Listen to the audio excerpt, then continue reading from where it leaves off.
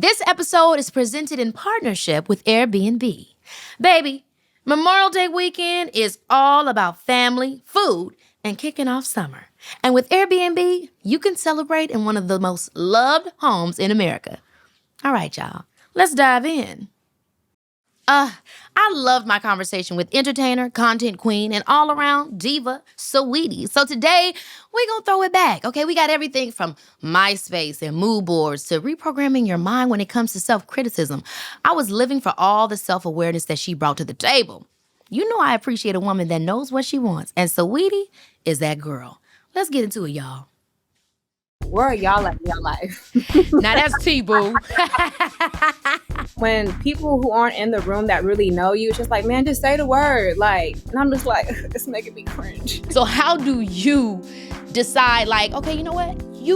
I'll be seen with you. Or, you know what? I don't want to be seen with you no more. Because you know when it's not you, you just be like, damn. But when it's you be like, I remember the first time I got dragged on Twitter, you know what I'm saying? Or when I got dragged on Instagram, you know what I mean? Like, you just be like, why is y'all dragging me like this? I'll tell you offline. Ooh, she don't want you in her business, y'all. Hey, Mom. Hello, how are you? I'm thrilled, and I'm very excited to talk to you about this conversation we're having today, which is how to build a brand and honestly the impact that a brand has in really giving you longevity in your career in whatever field, right? Especially now, the social media era, you can be a doctor or a psychologist, therapist. You can be so many different positions that people necessarily wouldn't have imagined needed branding, and actually see how it can leverage what your mission is and overall just word of mouth on what it is you do. So I want to start with my career because you are the reason why and how I built the Keke Palmer brand. You've been my best and most amazing collaborator to date. But building a brand is kind of like having people with ease identify who it is you are and what it is you're bringing to the table. So for me, I'm your daughter. When we came into this industry, I was just trying to sing. I was just trying to act. But you had, or maybe you didn't, bigger plans in mind in terms of building my brand?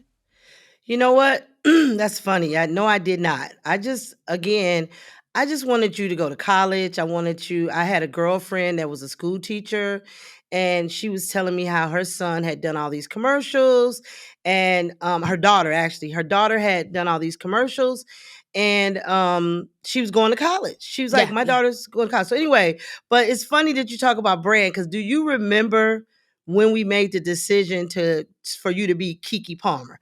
Like, Keke was just yes. Keke was a nickname that, I mean, it was what your family called you. But when you went to school, you were Lauren. And when you did your very first movie, Barbershop 2, if you look in the credits, it says Lauren Keke Palmer. And so when we went out, because you did Barbershop 2 in Chicago, and then when we went out to California, you were in Mr. Berman's office. Remember that guy, your first manager? Yeah, Richard Berman. Yeah, and you were messing with something on the table. You were just being a precocious kid. And I kept saying, stop, leave that alone. And I was talking to him and I said, Keke, stop, leave that alone. And he said, who is Keke?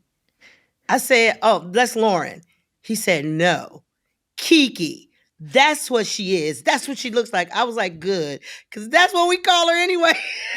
That is so freaking funny. I do feel like when Keke became my name in the industry, that I did start bringing some of that natural vibe that you just have at home with friends and family, even more into my career. Because it was like, when your names really do trigger different vibes in you. Like Lauren, I immediately feel like time to get professional, time to get serious. But with Keke, I'm like, time to have fun, time to wild out. And so when we started doing the Keke Palmer as my name as entertainer, I was like, well, it kind of opened me up to be that silly, goofy, crazy person that I was at home with my family. Yeah.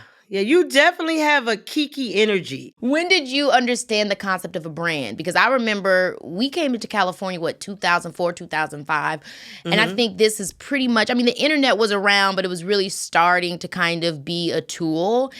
And I remember when you decided to make KekePalmer.com. I'm not sure if that was when you started to understand the concept of a brand or imprinting your identity outside of your roles. So I'm curious, at what point for you did you say, I got to build her a brand? Okay, so I've been really blessed in my life. I've been tremendously blessed in my life that I ran across people who would tell me things.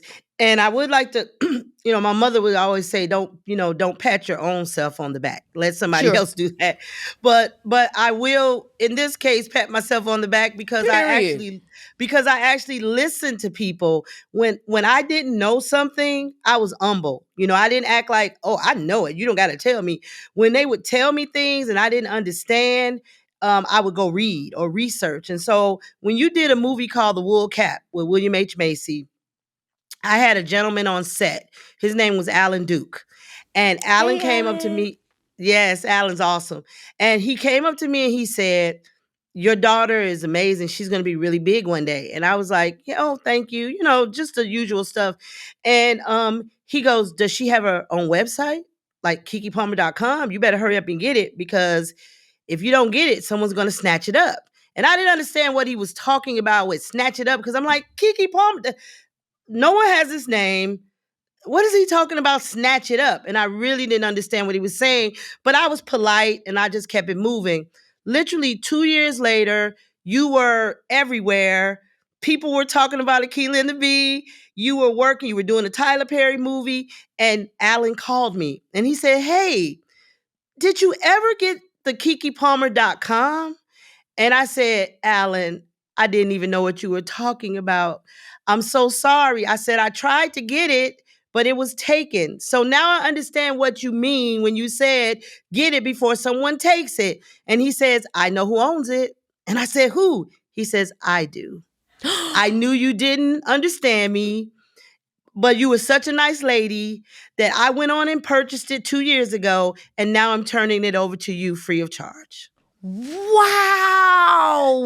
Yes, I never yes. realized that Alan did that for us. He did. He did. I mean, he was that much of a visionary, and everything he told me actually happened. So I was preparing for this to happen. So I think it's safe to say that having an online presence, right? Having a narrative in, a digital footprint for yourself is an important aspect of building a brand out of whatever you do. Would you agree? Yes, without question. I think that people just feel comfortable one way or the other. They want to feel like they know who you are. But the one thing that I like about what you and I were able to build, by the grace of God, is we build a brand on authenticity. Mm-hmm. Like, you are genuinely who you present yourself to be. And I think that one is the hardest to do, because most people create personas to protect themselves. They create, and they just go into a whole character because they don't want people to know who they are. They don't want to be vulnerable. And I just think that when people see you and they see you out and they see you, whether you're with the National Guard or when you're, with kids, you're consistently Keke Palmer. Well, let's And I talk about think that, that's because I good. think that Yeah. it's also a choice in branding, as you so well put, Yeah. what you want to represent and what you want to speak to. And I think it's all subjective, right? But very early on, you guys made it clear to me as a person, and that folded into my brand, to really be about community. When you would have me speak at schools or the Boys and Girls Club, or working with, later on, Saving Our Daughters. How, for you, what aspect of the brand, of what you were building, why was that important to you?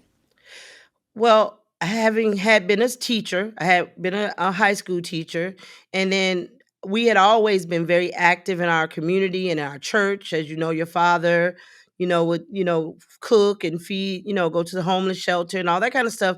So community was embedded in us, from the time we were young people. My mother, had me in church, my sisters and I in church, and your dad, he was an altar boy. And so we grew up in a church community. So that was our foundation. And I just really felt like you needed community. You needed to be around other kids that were your age, but also what I guess would say normal kids.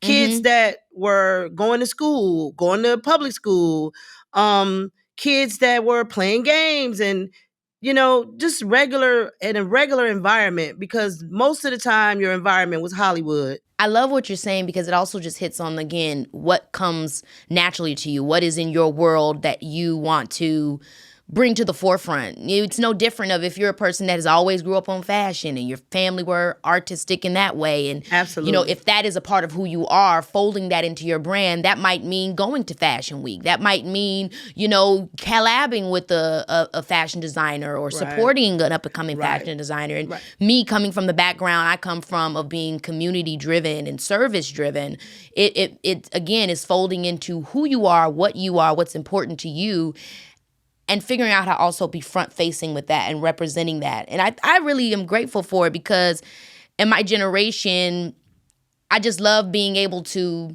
have a connection to them in this real way. Yeah. Because there is so much that feels unreal, and I'm not saying I'm the realest person out there, but just knowing that through my career, I've been able to have real conversations and, also be silly and crazy, but like really what's going on, like the parasocialness of it all. I feel really grateful to be in a position to be able to have that kind of relationship with them. I think I have a question for you. Can I ask you your question? Okay, great. Please, of course. After your time on True Jackson VP, how did you to continue to keep your brand going? How did you keep yourself at the top of people's minds in the industry? Because you go from True Jackson VP, that's over. Now what does a 18, 19-year-old Keke Palmer do?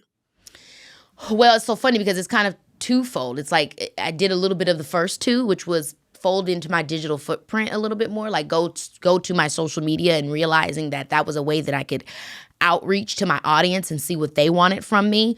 Continuing to speak to the things that were important to me through my digital, media. But then also, I think the third aspect of that I learned through content creation was investing and producing my own stuff. I think that is a big part of building your own brand that I don't know if everybody always thinks about.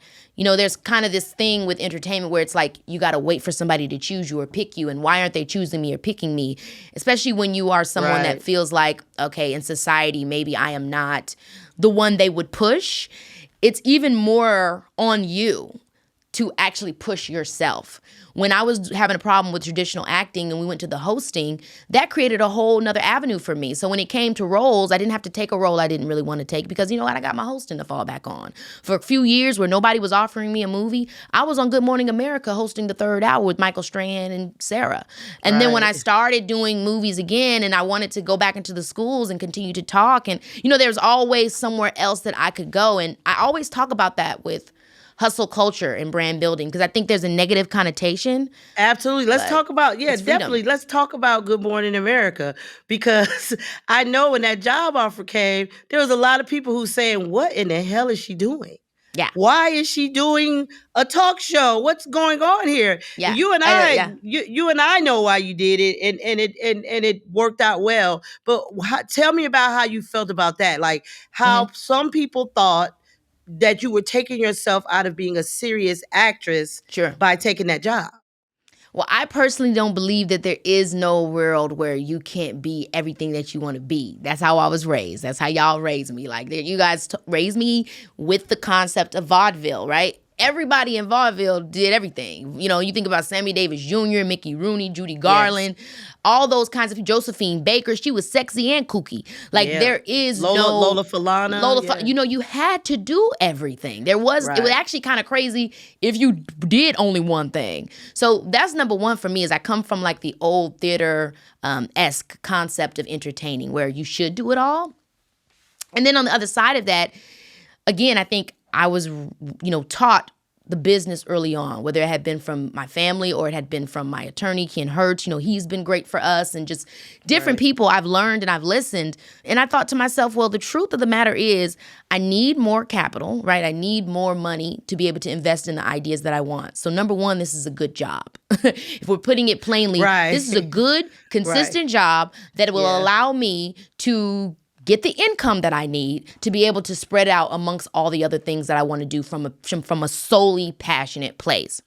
Absolutely. I think there's another aspect to my brand, which is bringing nuance, right? I think especially for being a woman and then being a Black woman and all of whatever stereotypes come with that. It's like, I'm a nuanced person. And I feel like that is a conversation we have a lot within my generation. And so for me, when I think about my art or who I am as a person and what I want to bring to my public-facing work is like nuance. I could play pimp and I could be on Password. That's You know what I right. mean? I could be on Come on Password and I now. could be, in the pickup with Eddie Murphy. I can be on the Absolutely. podcast and I can be talking to a professor at Harvard.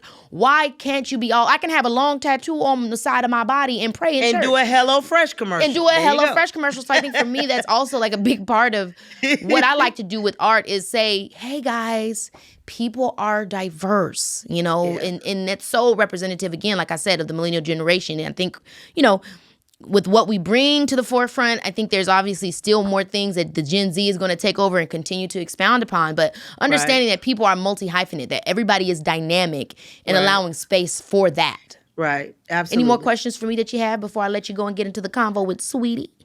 No, you know what? I just think that you're awesome and amazing, and keep on doing you, boo boo.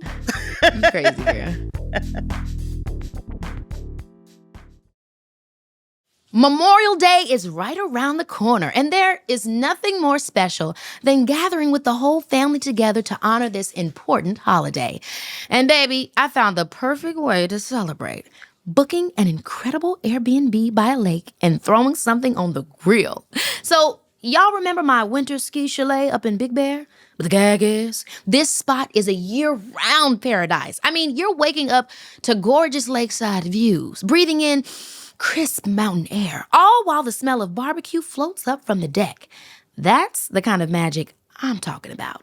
The space was everything. We had a massive deck where the grill master could show off their grilling skills, all while the rest of us played cards and splashed in the lake. And the game room, your girl might be a movie star, but everyone can catch these hands when it comes to Miss Pac-Man, okay? What makes Airbnb so special is how it brings families together, all with more space for the fam to spread out. Privacy when you need it, because sometimes the Palmers need a minute. And locations that hotels could never match.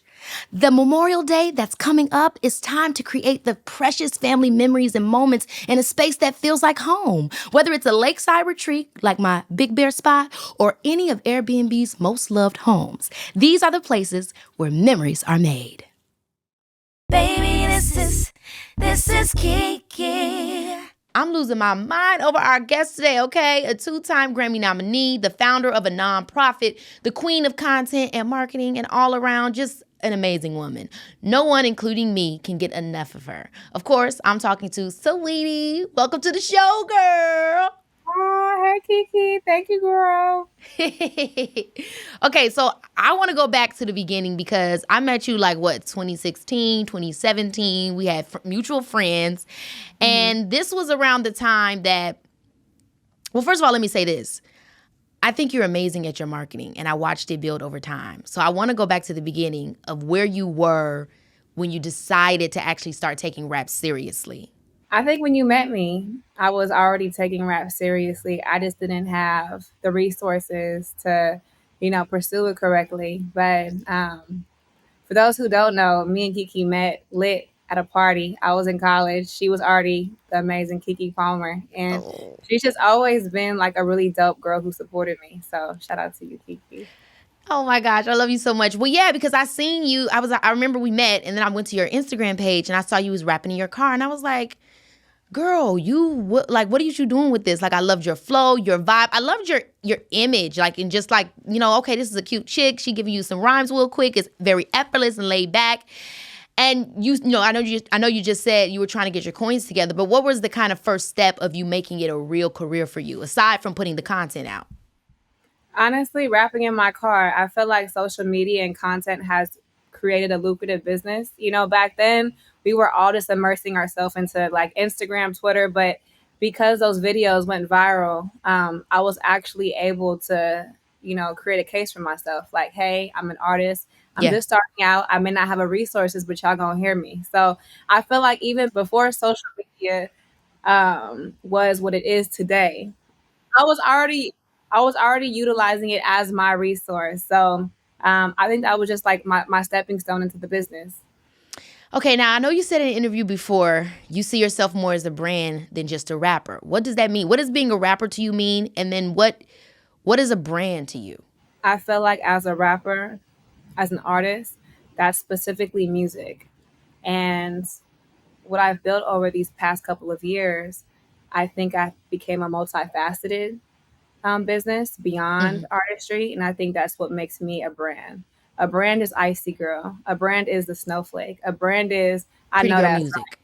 yeah, Pretty Girl Music. A brand is all these things that have became centric for the Saweetie lifestyle. Um, Yes, sweet lifestyle. I'm here for that.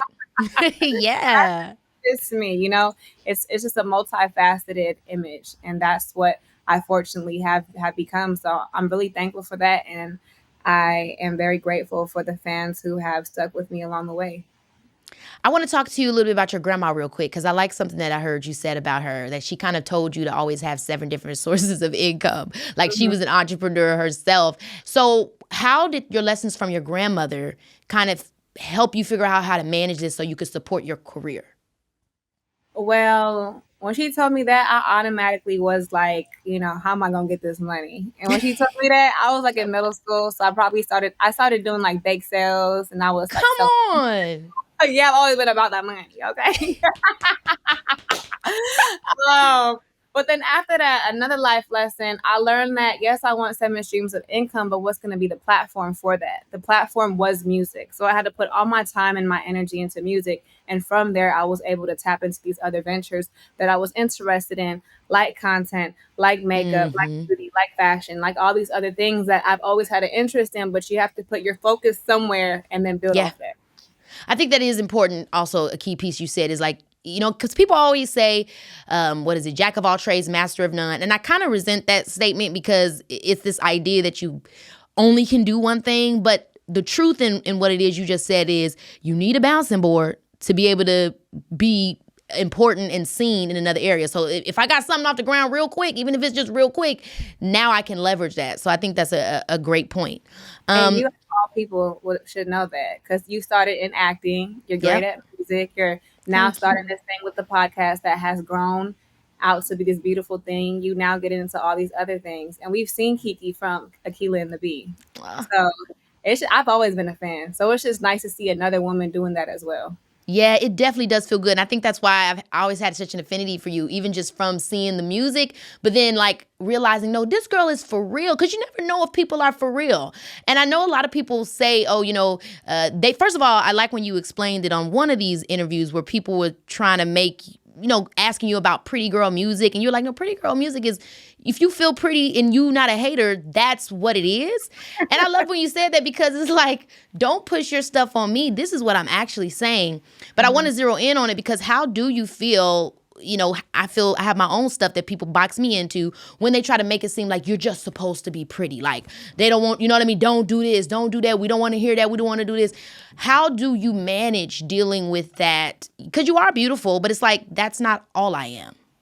Honestly, how do I manage that? I manage myself. And Yeah.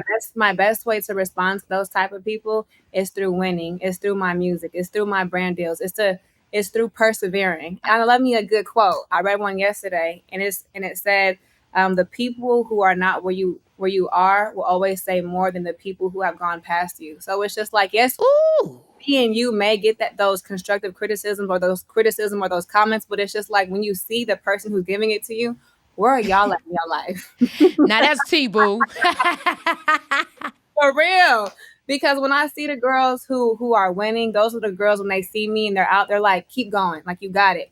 And then let's go to the other side of the spectrum for those who want to give like those critiques and those remarks. It's just kind of like they're at home and on their couches. we if you on your couch, look, that it don't be mad, y'all. Don't be mad. No, I'm just playing. Couch comments. We don't want those.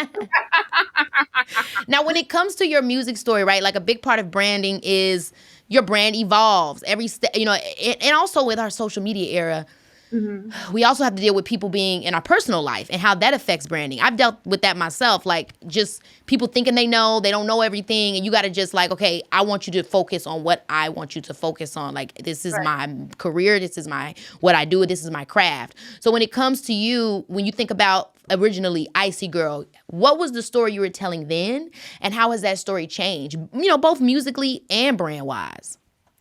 Well, Icy Girl, I feel like Icy Girl is like pretty girl music. When you think of Icy Girl, you think of like the blonde hair, the ice, My boss wife. the girl, exactly, the luxurious lifestyle. But for those who don't know, like I wrote Icy Girl when I was running rooms off of Craigslist, and all I had was a mattress. And for me, like in that moment, I was like, I'm still an icy girl. I'm a hustler and I'm gonna get to where I need to go because I'm really ambitious and I'm gonna reach my dreams. So I feel like a real icy girl is a go getter. So I feel like I am still that girl, but just at a different level in my life. And I think that's why my fans are able to like gravitate towards my music is because I feel like they all see themselves in me no matter where they are at in their life because I've been there before, you know? I love that.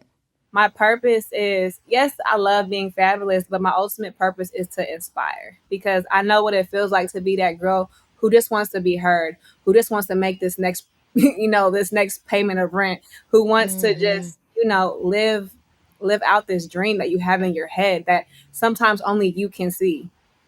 And that's why it's so important that you got to go for it on your own. Seriously, because it's true. Like everybody doesn't see or get what it is you're going for. When we're getting into your new music, like Birthday and just some of the other songs you drop, I'm a Barbie Girl, is it just about lifestyle? What is that? Or is it about, like you said, go getting? Kind of what is this new era of Saweetie that we're about to get into?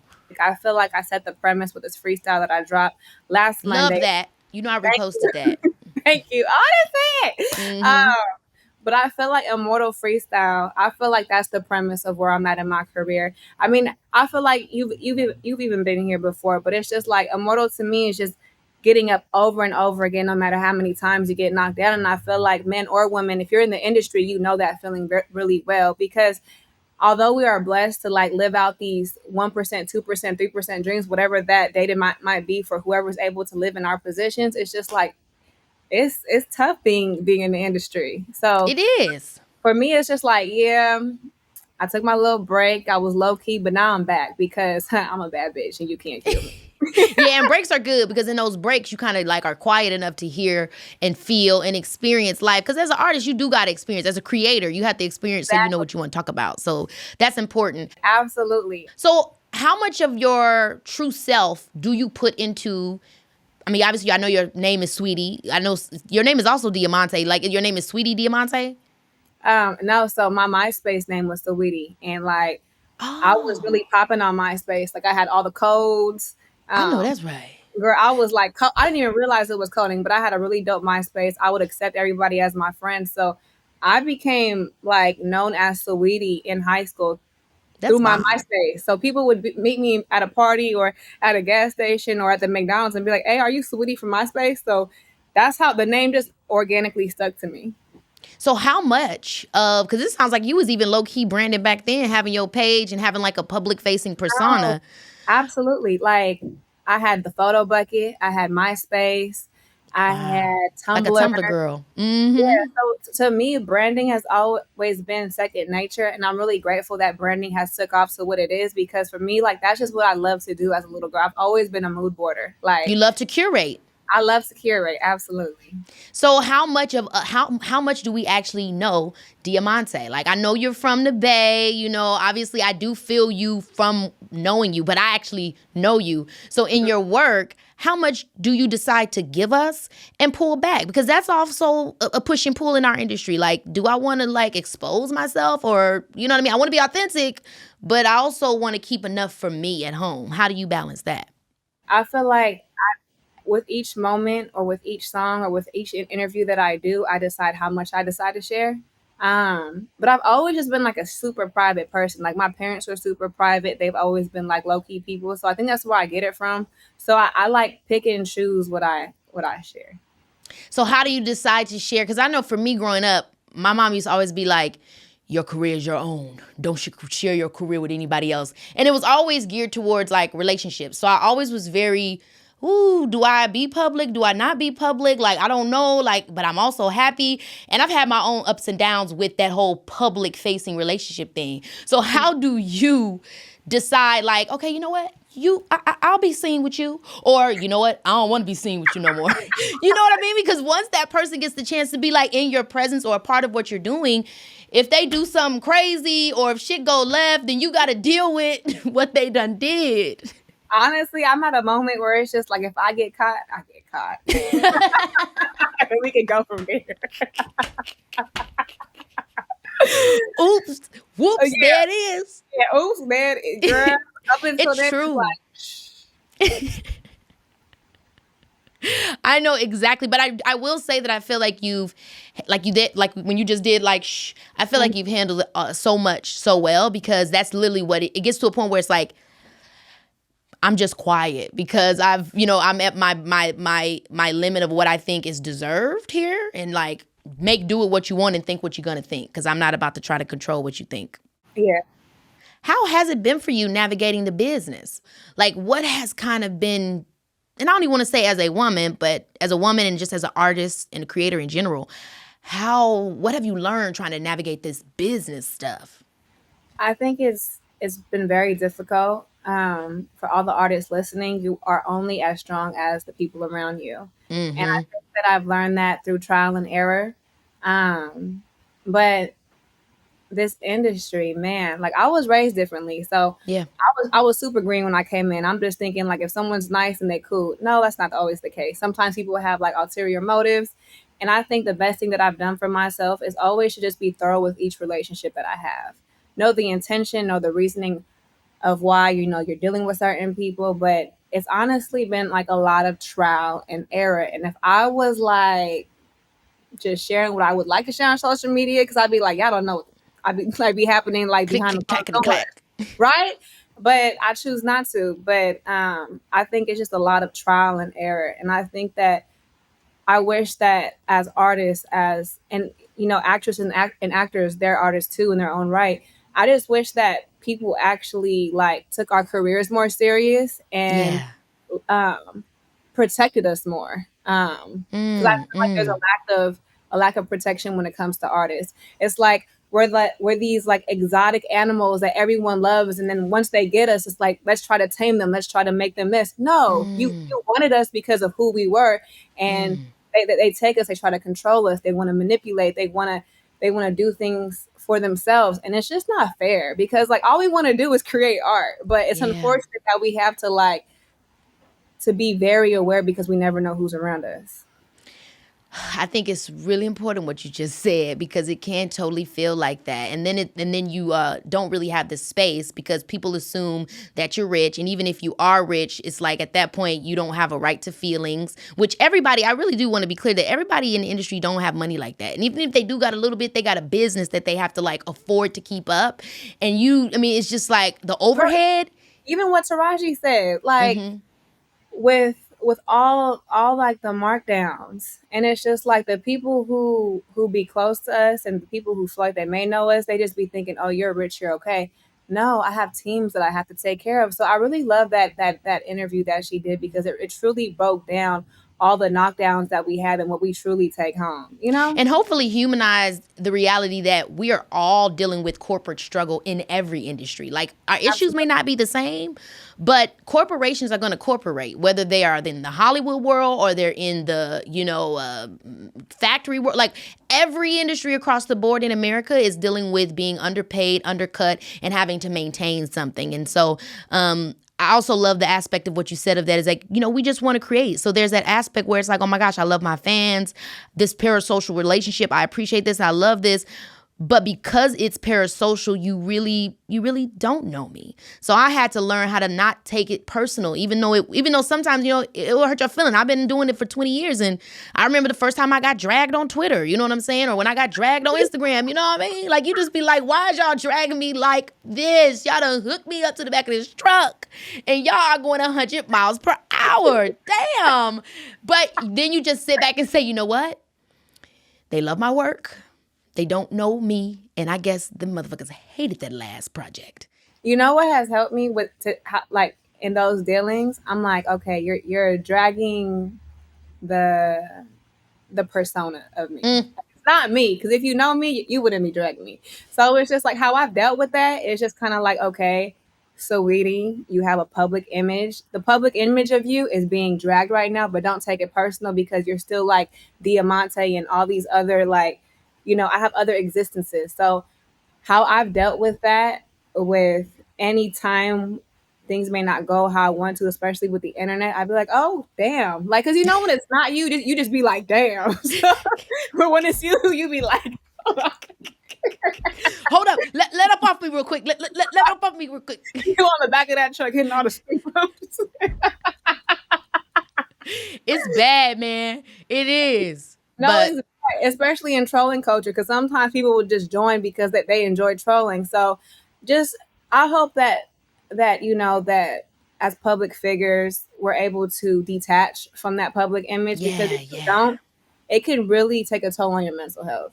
It really can. Well, let's get into the fact that people use constant gifts of you. There's a lot of love out there. Everybody gets the criticism, but you also get a lot of love. Like, you're everybody's homegirl. Like you said, you're inspiring on an aesthetic level. Like, people are like, well, let me get into the look. Let me get into what Miss Saweetie done did. It's giving curated. It's giving mood board. You know what I mean?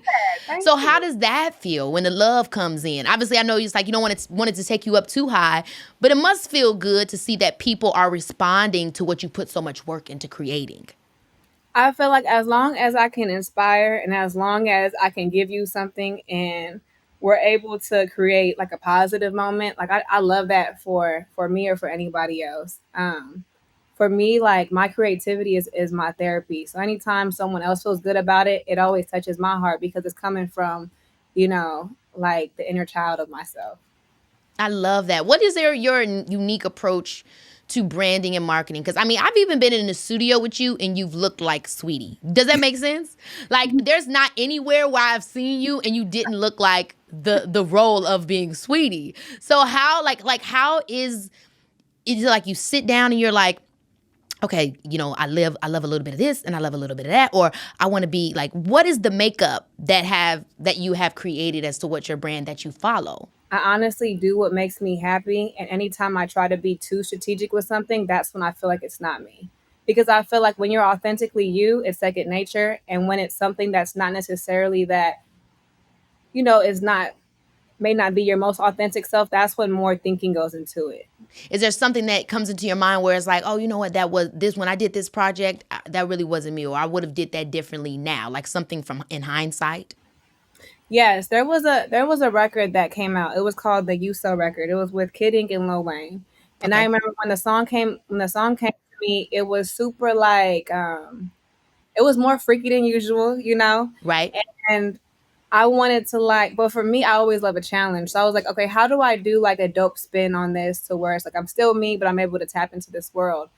Girl, I struggled so hard in that studio. Like at first, it took me like a really long time to say pussy on records. Like it just was Right. like, Well, that's a big thing with your brand, where it's like, do I want to be, even if you say it in your own life, it's like, do I want to say that in the front of the world? How is that going to? So I get it.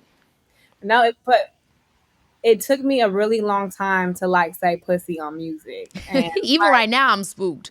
yeah, no, but like for me, it was like it took a long time. Now I'm used to it, but I remember just being in the studio and it's just that studio pressure when people who aren't in the room that really know you, it's just like, man, just say the word. Like, and I'm just like, it's making me cringe. But just at least Yes. for me, because I grew up how I grew I up. feel the same way. Right, because how I grew up, I was a super tomboy. But as an artist, having that level of success so young, and when you're the only person in the room who can only stand up for yourself, and everybody's just like, Yes. just say this or that, and I'm just like, Yeah. But you have to go through those scenarios. You know what I mean? It's important because then it gives you the strength to know how to act the next time. So now do I'm you still use pussy? Do you fuck with it now? Or like has it changed? Have you been like, nah, nah, nah, I ain't gonna do that? honestly, I say it with intention, but if it's not needed, it's not a word that I'm just gonna throw in there. Period. I've been recording a lot lately, and when I'm in the room, I try to stay away from it unless it really like, you know, It feels right. unless it feels right. If it's empowering, oh, like my song, Pussy. Yeah. Like I love that record because I feel like it was me and I was empowering women to let them know that they have the power because the punani is power. So that's when I love to use the word. But if it's just no intention, I'm just throwing it away and it's just casual, I'm like, no, because I feel like pussy is such a sacred word. Yes, I agree with you. It's like if I don't want to just use it in a way where it feels exploitative to me, but if it feels necessary, then yeah, I'ma say it. Baby, this is Keke Palmer, yeah. This episode is brought to you by Saks. I learned early on that fashion is a language of its own. And baby, Saks Fifth Avenue has arrived on Amazon to help you make a statement without saying a word. What you wear speaks volumes. And now you can have a luxury fashion that amplifies your message all with a couple of taps. And when I say luxury, I'm talking luxury. Okay, Saks on Amazon is bringing the heat. Sultry and sexy Dolce & Gabbana, modern and eco-friendly Stella McCartney, edgy and powerful Balmain. I mean, y'all know I love me a little statement shoulder, honey, okay? My body is just tingling thinking about this. Fabulosity at my fingertips. They have got you covered on everything from head to toe. Clothes for everybody. Them bags you've been dreaming about, shoes that'll make you strut, and beauty products that'll have you glowing brighter than a disco ball at Studio 54. My stylist, Zoe Costello, and I are always creating looks that make statements. I know y'all saw that gorgeous Stella McCartney coat and satin Dolce dress I wore on Good Morning America. Thanks, boo. And now, you can get that same energy with Saks curated edits. Whether you're looking for the perfect spring wedding ensemble, casual cool weekend vibes, show-stopping party looks, or vacation-ready pieces, it's like having your own personal stylist at your fingertips thanks to the easy, seamless, and personalized Amazon platform. So go ahead, baby. Let your style do the talking because when it comes to self-expression, these luxury finds are hitting all the right notes. Get the Saks designer brands you love delivered just like that, new on Amazon. What is the kind of standard for not only music you want to do, but people you want to collaborate with? Like, is there a rule of thumb that you have? Honestly, is do I love it? And like I said, when it's second nature to you, you don't have to think. If it's too much thinking going into it, that means, oh girl, I follow this page.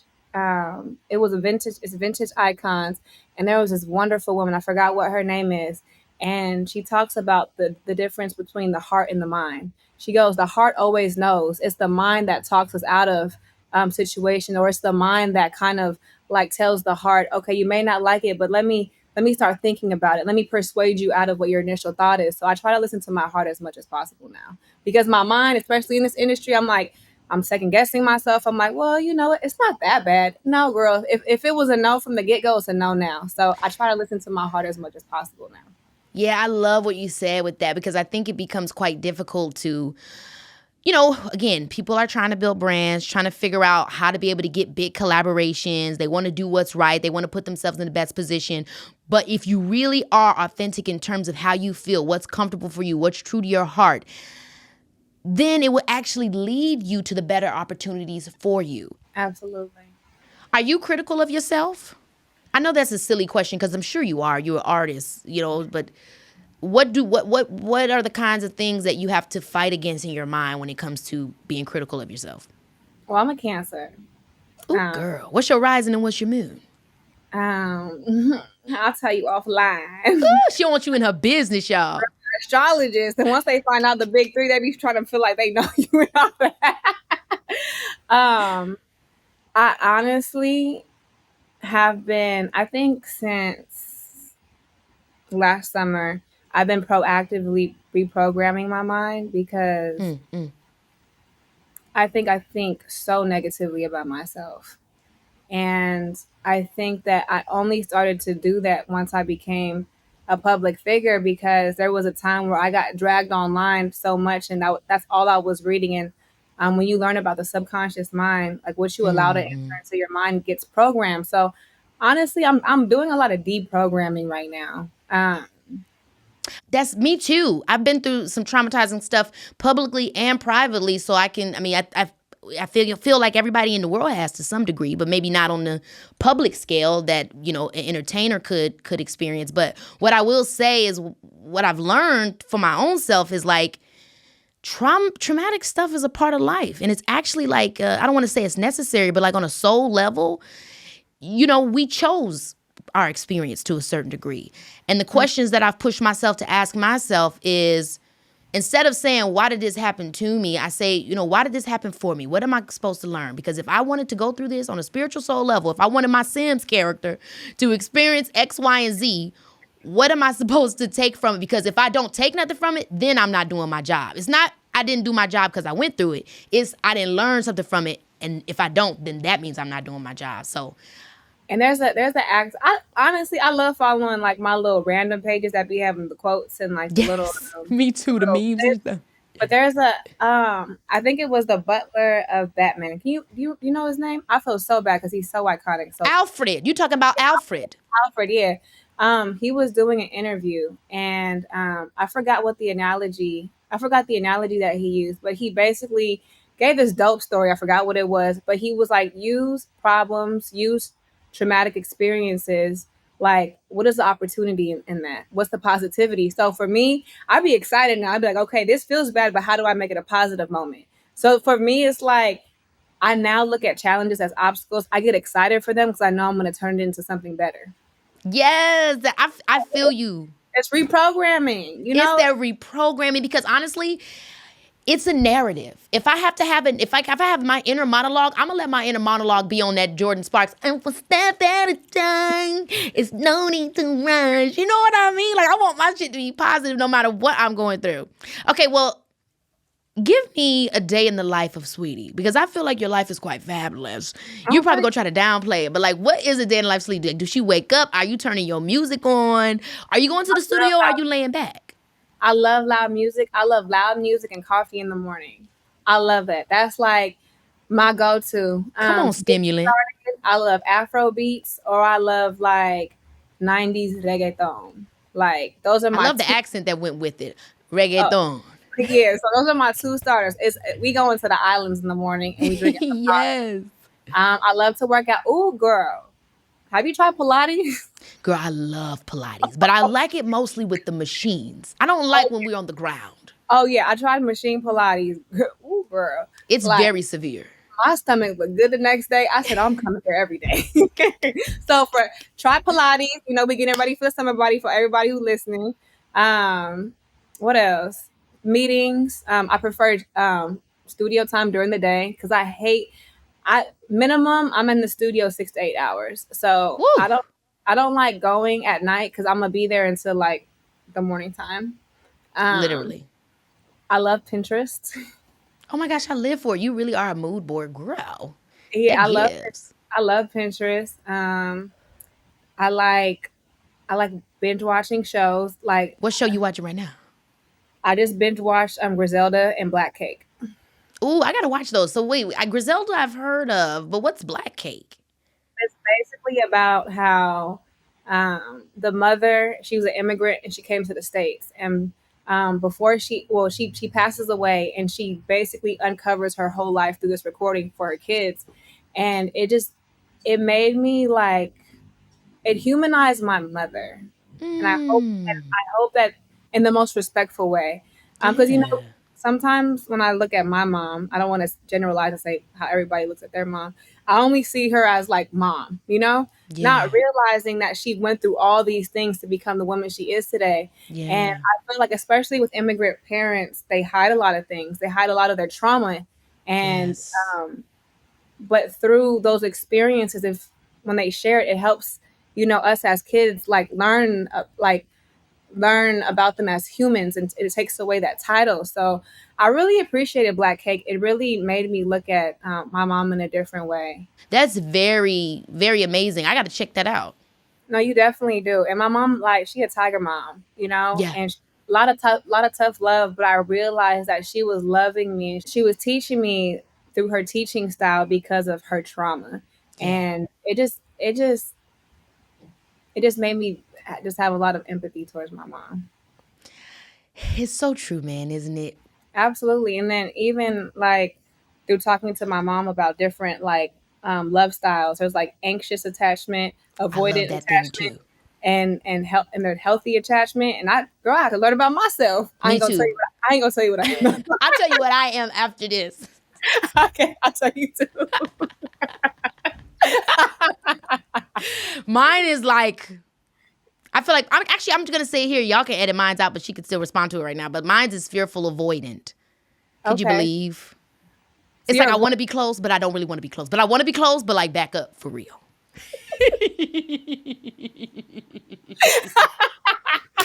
I love those little quizzes, girl. I be doing them quizzes down. Like, tell me about myself, please. Me too. The older I get, the more I just want to learn about myself so that I have better relationships with those around me. I guess the last question of the question half of this conversation I would ask is, what do you want your legacy to be? I know it's loaded because, you're so young, but what is kind of like, what you would want people to take away from, Saweetie? Honestly, consistency. Ooh. Yeah, I think that consistency is what builds legacy. So honestly, I'm not sure what my legacy will be until the legacy is imprinted into like history, but my word of the year, and I tell everybody this around me, like, yes, I want to win and yes, I want to achieve this and that, but I honestly just want to be consistent. And I couldn't agree with you more. I define legacy and like longevity based off consistency as well. So you're amazing. I love how you're taking the world by storm. And I know you always going to have so much to show us. On the show, we like to play games, and we always end our convos with a little game. So the game is called But the Gag Is. And I'll share a take, and then you just share your honest opinion for it. You ready? Mm-hmm. Okay.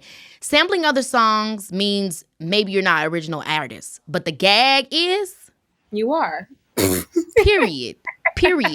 Because hip hop was based off of sampling, and yeah, girl, I'm a sample for the rest of my career.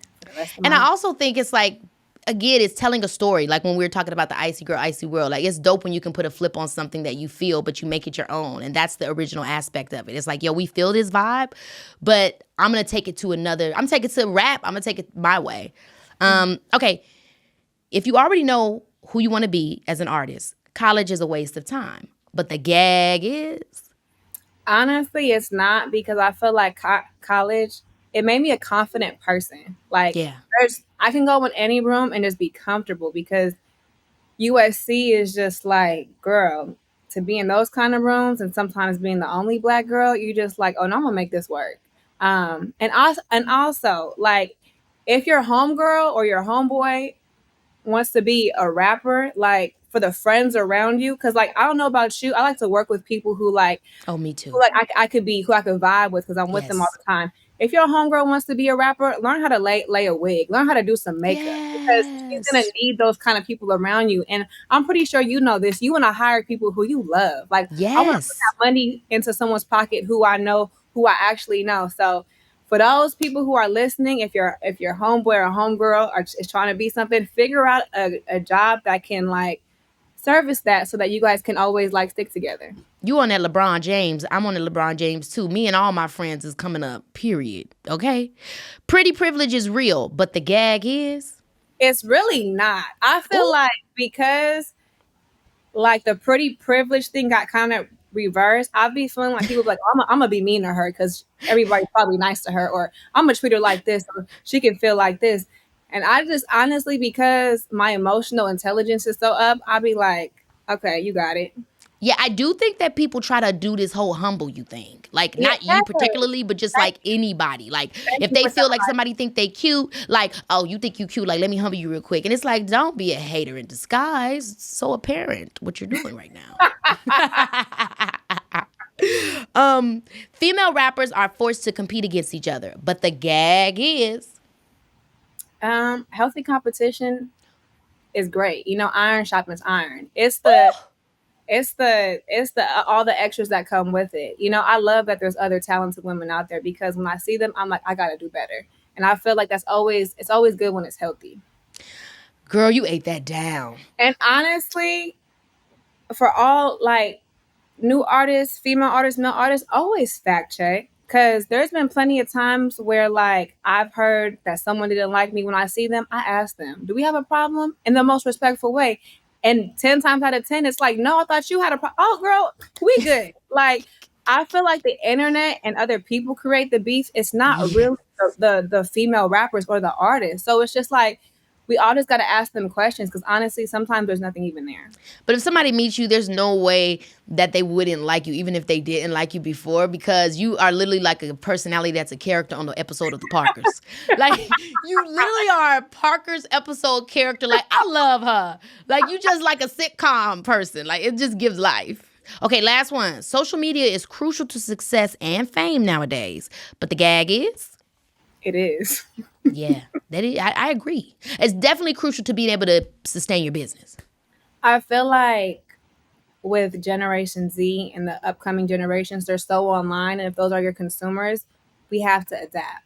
And unless you're a 2 or 3 decade company who already have those built-in fan bases and consumers,